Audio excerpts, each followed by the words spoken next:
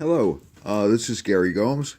It's great to see you on a Monday. It's a holiday for much of the United States.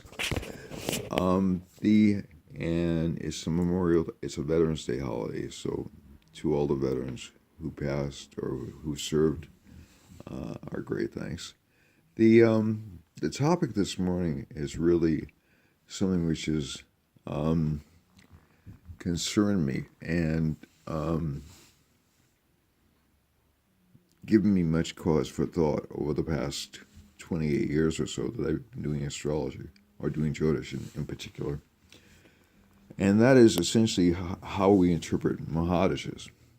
So, essentially, first of all, when you're a beginning astrologer, you get told, well, Jupiter Mahadasha will do this thing. A Venus Mahadasha will do this thing, especially if they're well placed in good houses, and a Saturn Mahadasha will do horrible things if it's in the 12th house, or the if you have malefic planets in the 7th house, it'll give a really bad marriage, etc., etc. The major thing to keep in mind when you're interpreting dashas, there are two fundamental, or actually several fundamental rules you have to look at. First of all, dasha transitions are typically difficult, and this is almost the same as looking at Sandhi points for planets. So essentially, you're making a conversion from one major planetary period to another, to a totally different state of being or a different manifestation of karma on your chart.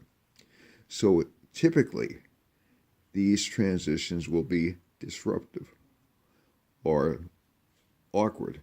It's more so if you have a difficult dasha or a difficult antardasha at the end of that Mahadasha. So let's say you're going from Jupiter to Saturn, and Jupiter's been this kind of happy planet. It doesn't always give wealth, and that's something I'd like to stress. So I'll talk about that more in later posts. But so Jupiter and your last dasha is Rahu, or your last antardasha is Rahu. So you go from Jupiter Rahu and then into Saturn. And you're saying to yourself, oh my God, what's coming next? Rahu has been so difficult, it's been exciting, but it's been so difficult, it's been so disruptive. And I'm going to face 19 years with Saturn. Well, sometimes Saturn can actually be a relief. It can be a settling down after the Rahu Mahadasha, or the Rahu Antardasha, excuse me. But there'll always be a transition. There'll always be what I like to call spillover from the previous dasha into the next. So, as a fellow astrologer of mine noted, there aren't lines in the sky indicating where a constellation ends and begins. And I'll credit that to Dennis Harness. Dennis Harness said that once. And it's literally true. The dashas do time events, but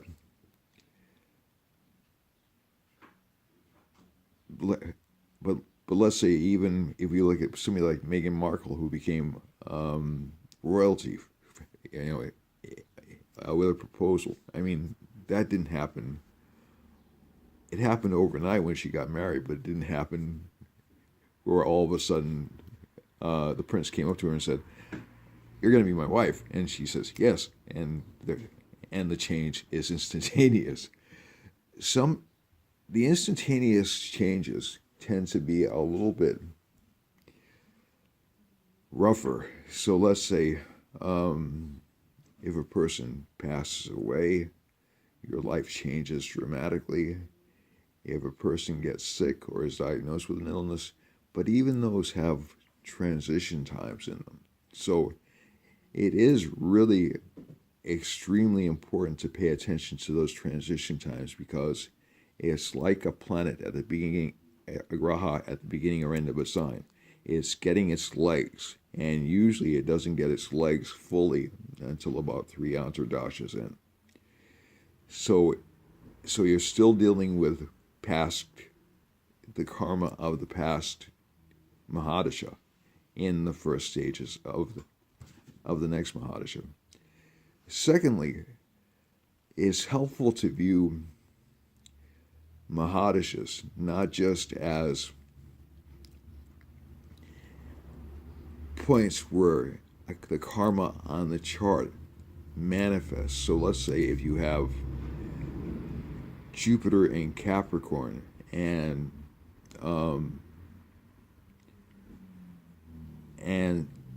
Saturn in Libra in your birth chart,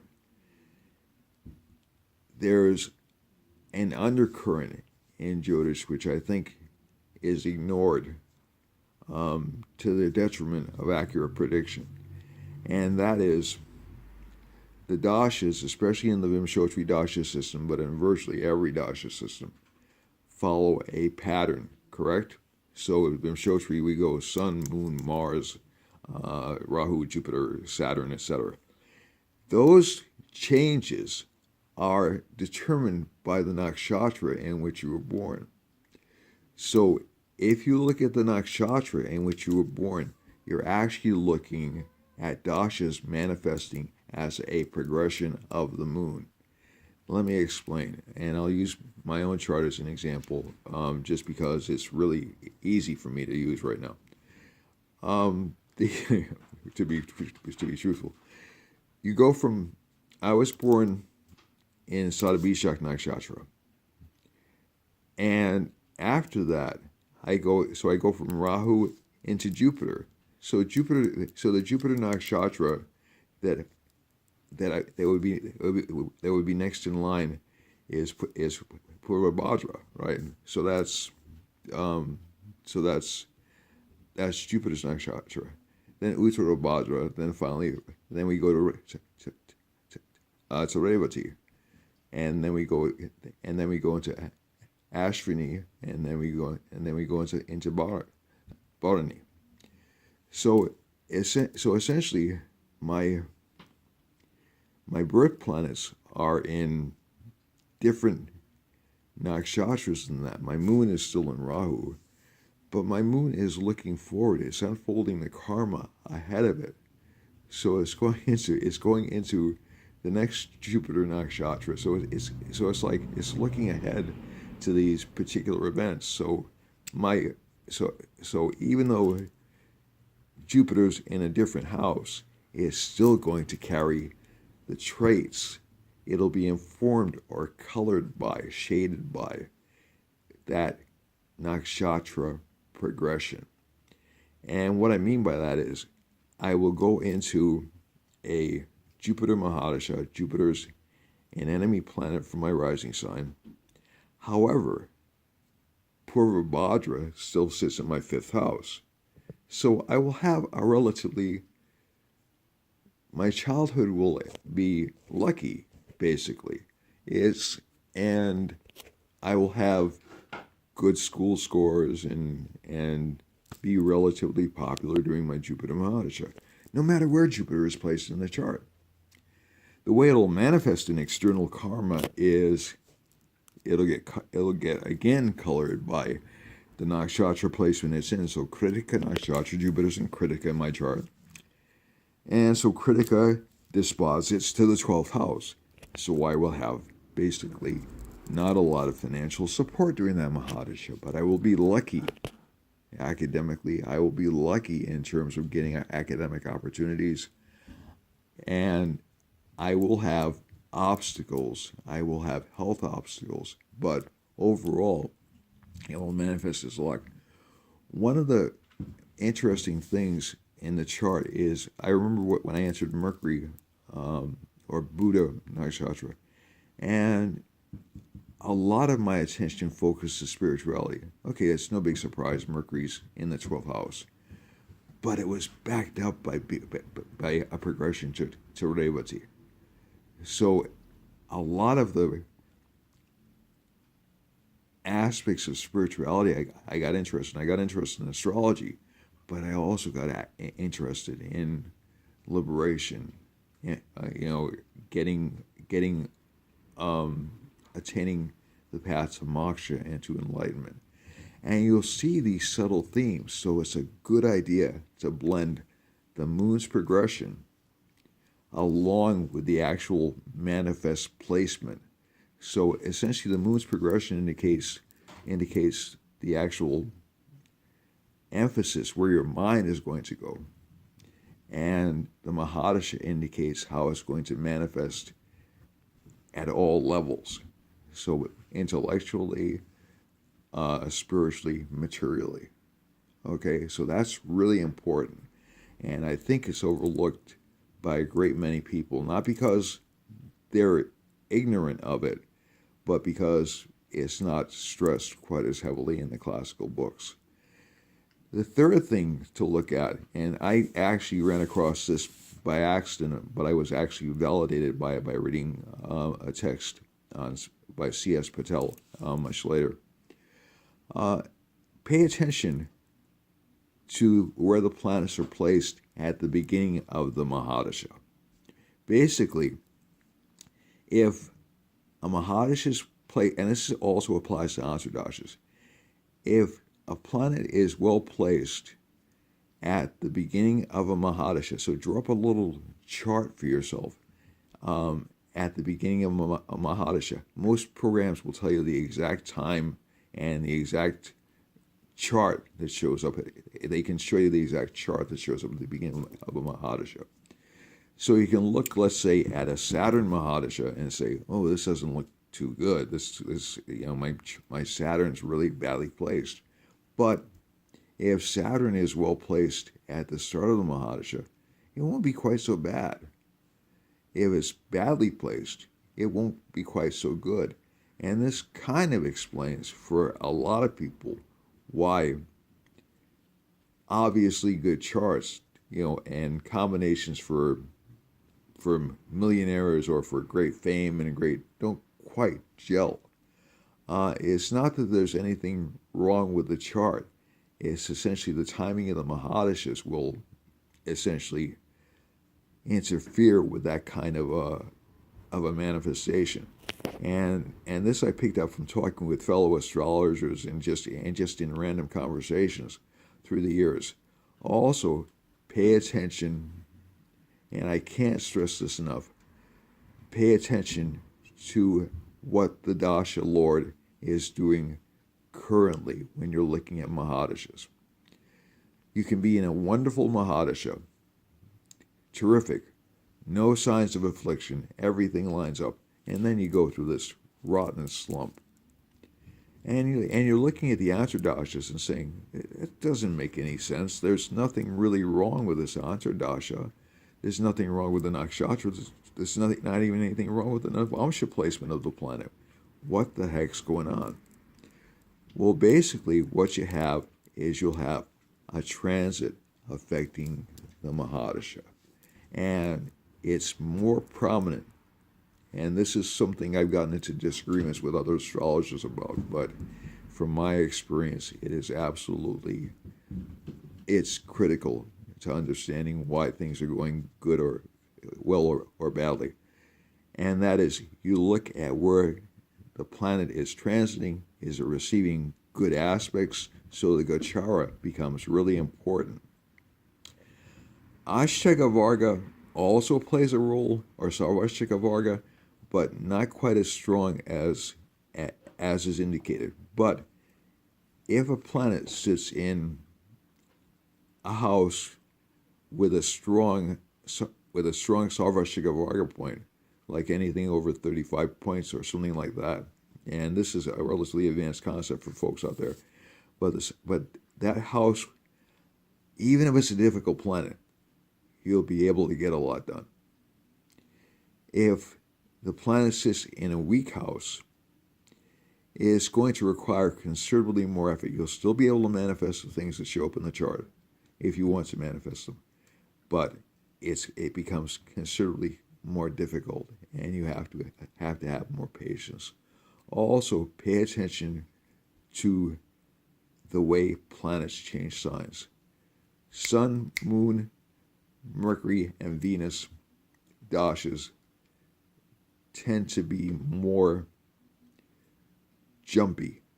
They tend to be more inconsistent than Jupiter, Saturn, Rahu, and Ketu dashes.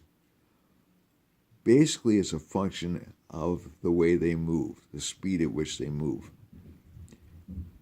Parashara gives automatic Shadbala strength to planets that move slowly. It is an essential rule. There's no reason that rule shouldn't apply to slow-moving planets. So if you're in a Jupiter Mahadasha, you may have some ups and downs, but basically life will go usually pretty smoothly. The Antardashas are going to be a little bit of a challenge, especially if planets are located in difficult houses from the Mahadasha Lord, which is another critical fact. So, just one final tip, and it's building on that last one. Look at the chart from the Mahadasha Lord. So just to finish the other thought, I'm sorry. The Sun, Venus, etc., moods will change pretty quickly throughout the chart because a planet changes signs every month or so. In the case of the Moon, every 2.5 days. So I'm in a mood sub period, and I can tell you that it's been really erratic in the chart, and my Moon is pretty strong. So all the things connected with the Moon are functioning pretty well, but there are days when things get really, really tough, and we all feel the transits of the Moon. I don't care who you are; everybody feels those. But getting back to the point, so faster moving planets produce faster changes. Mars paradoxically produces the quickest changes of any planet because it's a planet of action. Okay, Mars by definition is the karma planet. It does things. It doesn't even think. It does things. If something seems logical, it'll do it. Last point: when you're looking at a Mahadasha, look at the Mahadasha from where the Mahadasha Lord is placed and the houses it rules.